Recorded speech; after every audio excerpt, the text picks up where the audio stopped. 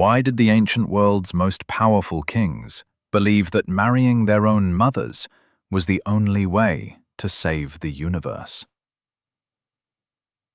You might think I'm talking about some twisted horror movie or a Game of Thrones plotline gone wrong.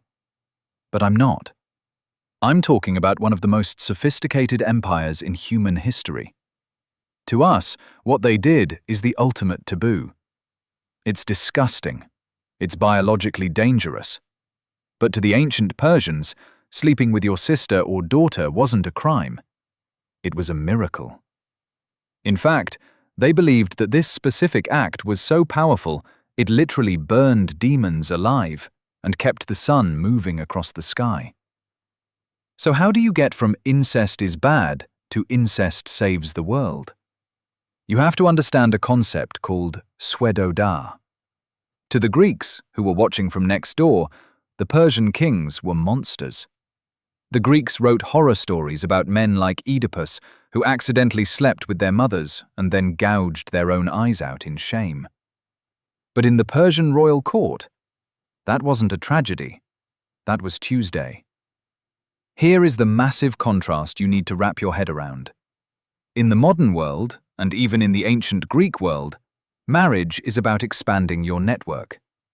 You marry someone from outside your family to make alliances, right? You bring new blood in.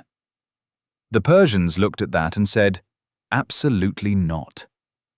See, the Persian kings believed they possessed something called Khvarenah, or divine glory. It was this mystical, glowing charisma given by the creator, Ahura Mazda. It's what made a king a king. Now think about it like a chemist. If you have a beaker full of pure, divine gold liquid, why would you pour it into a beaker of dirty tap water? You wouldn't. You'd pour it into another beaker of gold. To them, mixing their divine blood with a stranger, even a noble stranger, wasn't an alliance. It was pollution. It was a leak in the battery. To keep the divine glory strong, to keep the empire powerful, the blood had to stay in a closed loop. Brother to sister, father to daughter, mother to son. But it gets even crazier. This wasn't just a royal excuse to be creepy. It was written into their holy texts as a weapon of war. In the Zoroastrian religion, the world is a battlefield between good and evil, order and chaos.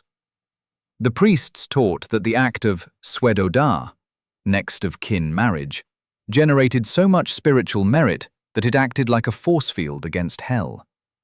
There are actual texts that say the act of Xwedodah destroys demons.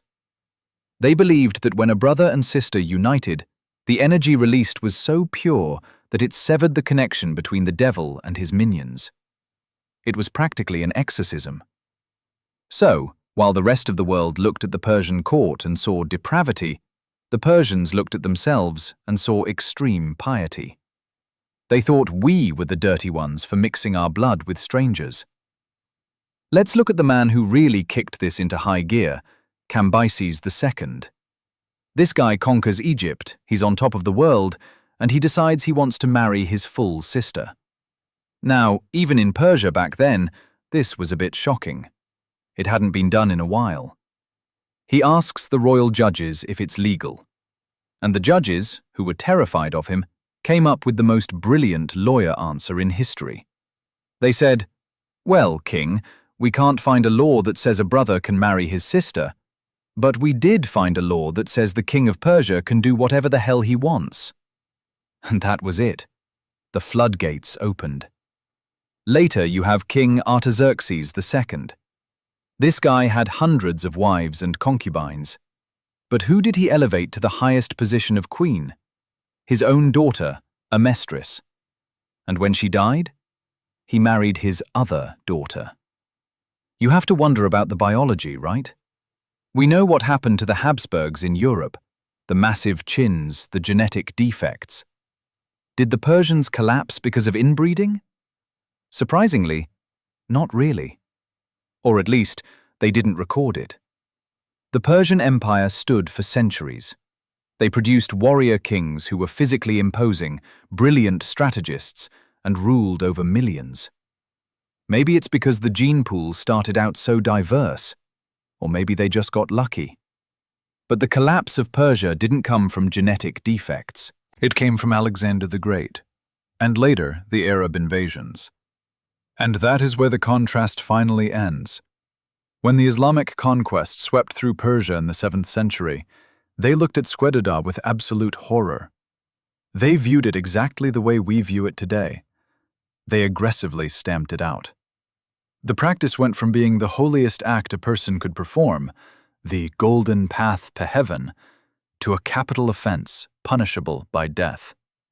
The fires of the temples were put out, and the divine marriage became a dark secret of the past. It really forces you to look at morality differently, doesn't it? We think our values are universal truths.